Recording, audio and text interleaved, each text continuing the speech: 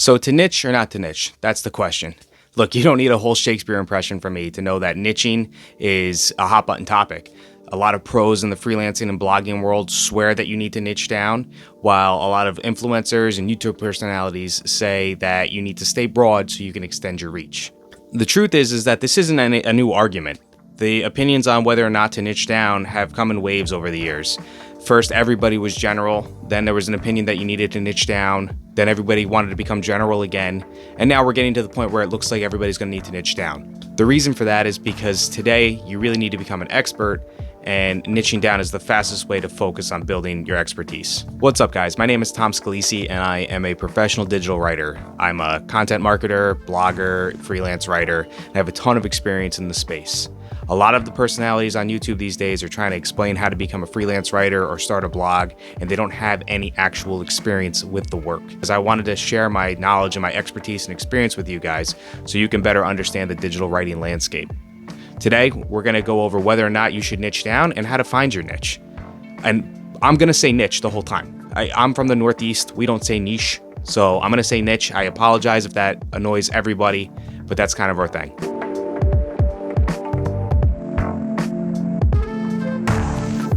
All right, so let's start with how I found my niche. So for those of you who don't know, my niche is home improvement, construction, and construction software. But it hasn't always been this way. So a few years ago, when I started my business, I was actually a cop. I was full-time as a cop, and we rang up quite a bit of credit card debt on some vacations that we had taken, and I wanted to start paying some of that stuff off. But I didn't want to work overtime at the police station because I knew that every minute I was spending there and away from my family, I was risking my life. And it started to become kind of in focus that I didn't really want to trade my time for money there. And that's when I tapped into the one skill that I've always had, and that's been writing. Originally, I wanted to become a car journalist. I wanted to write about cars, and that was the thing that I loved. That was, high school, college years. But I had an English teacher tell me that I wouldn't make any money doing that. So I kind of abandoned that idea, and I got into the trades. I was a building mechanic and a contractor for years, and then I became a cop. But when I decided that I wanted to start making money writing, I had to start applying to jobs and trying to find somebody to hire me with no real writing experience. So what I did is I focused on my sales ability, which I'll tell you the truth, I went to FBI negotiator school, and I used that as kind of my segue into sales. Within a few weeks, I heard back from one of the media outlets, and I ended up getting a job. I was legitimately on top of the world. It was a huge media outlet that did cars, and I thought I was going to be a car journalist. I thought I was going to fly to unveilings and premieres and drive sports cars around the tracks like Road and Track or Car and Driver or Top Gear, and I thought this was it. This is my future. In reality, what I ended up doing was writing affiliate blog posts and a couple of how-tos. I didn't even get published in any magazines. At the same time, I started writing about watches and everyday carry items, which are like pocket knives and wallets and stuff. And I used these 3 or 4 or 5 niches that I was working in to try to find a spot for myself on the internet, something I could really build expertise on. And as the automotive stuff started to build, I ended up segueing into tools, and it was a really easy transition for me to move into home improvement, DIY, and eventually construction. Years later, I now make 90% of my income from only writing about construction content. And I mean, that's the story. It was pretty organic for me. I made a transition that made sense at the time, and now that's how I make my money.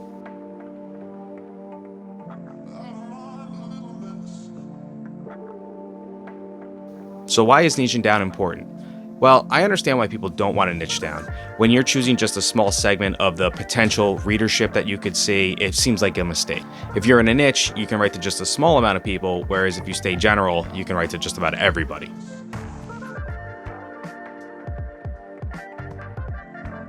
So first of all, you need to understand that niching down helps you become an expert much faster.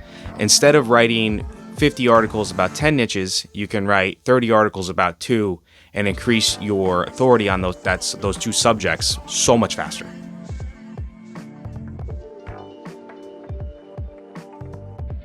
Second, niching down allows you to charge more. When you already understand an industry, the people in that industry that are hiring you are willing to pay more because they know they're going to get good content from you, that it's going to make sense because you already understand the content in the industry, and that the people reading the content will relate to you. It also means they have to spend less time sending articles back and forth to you to get it to have the right voice and make the right points.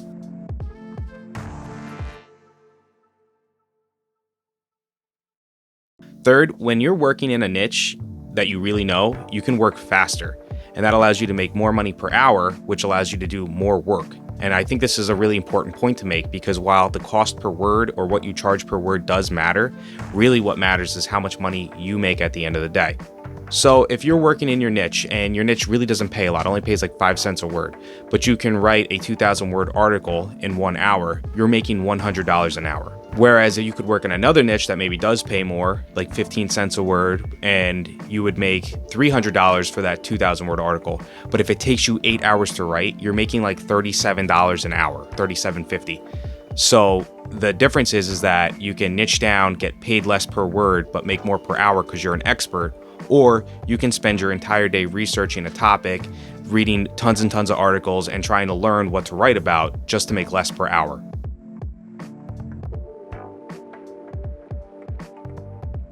Also, Google is making expertise kind of a necessity at this point. The helpful content update hit niche sites really hard, and a lot of them have lost a lot of their traffic. And the truth is that some of those niche sites are written by people who aren't experts. And if you want a site now to rank, you need like an expert's opinion, you need to do expert interviews. And I'm going to do a video on this in the future, but as of right now, like, you have to understand that you need to establish expertise for Google to even take you seriously.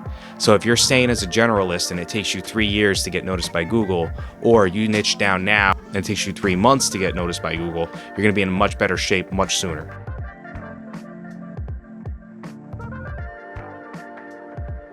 So a lot of people focus on finding the most profitable niche, and there may be niches out there that pay $2,000 for a white paper. But if that white paper takes you 2 weeks to write because you don't know it, then is that really the most profitable niche for you? I think the trick is to find your most profitable niche and write as many articles as you can in that category. That way you can make as much money as possible in the shortest amount of time and continue building your business. So knowing that, let's take a look at how I kind of analyzed my skill sets and my expertise so I could find my niche. So there's like 5 or 6 things that I was really knowledgeable and confident about. I've been coaching Little League baseball and softball for almost 20 years. I'm a huge Lord of the Rings fan. I love cars. I was a cop for several years, so law enforcement was kind of a strong suit.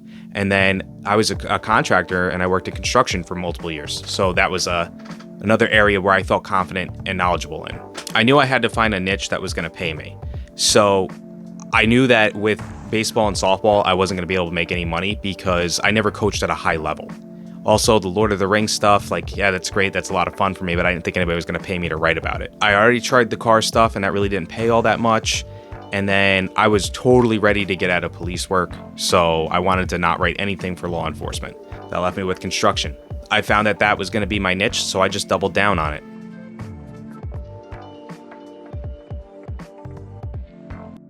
You should do the same thing. You should come up with like 5 or 6 categories where you feel really confident and knowledgeable. So these are like niches where you think you can work quickly and really bring some insight and value. Then you have to determine what's more important in that niche: audience or monetization.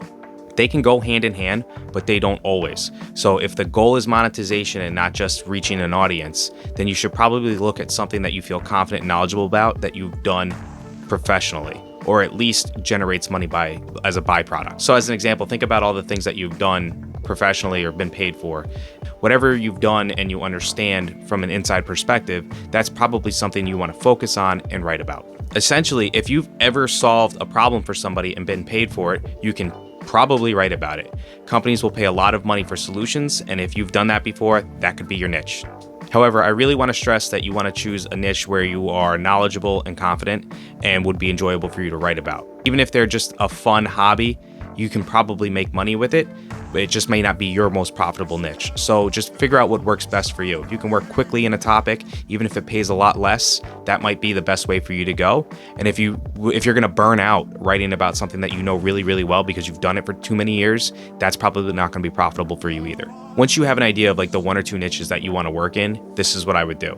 I would start a website, put up a couple of blog posts on these topics, and then start applying to jobs on the gig websites like freelancewritinggigs.com, ProBlogger, Indeed, and LinkedIn. All of these sites have job postings that they change like every single day. And if you stay up to date on what's on there, you'll probably find a job that fits your category. Give yourself some time too. Once you find your niches, start trying to find jobs within 1 or 2 of them, 2 or 3 of them really, and compare. First, I'll compare how profitable they are, how much money you're making for all of them, how long it takes you to write the articles that are in these niches, and really how enjoyable it is for you. Sometimes the most profitable niche is the one that's the most fun for you. Maybe I should have started that Lord of the Rings blog. But just stay open-minded and look for more opportunities. So that's it, guys. That's just a breakdown on how you can find your most profitable niche and ignore the most profitable niches on the internet. And if you like this video, please hit the like button, the subscribe button, the share button, all the buttons, and let me know in the comments below. And if you have any questions, leave one down there and I will answer it. And if it's a big question, a really good one, I'll film a video on it. All right? Thanks, guys. Thanks for listening.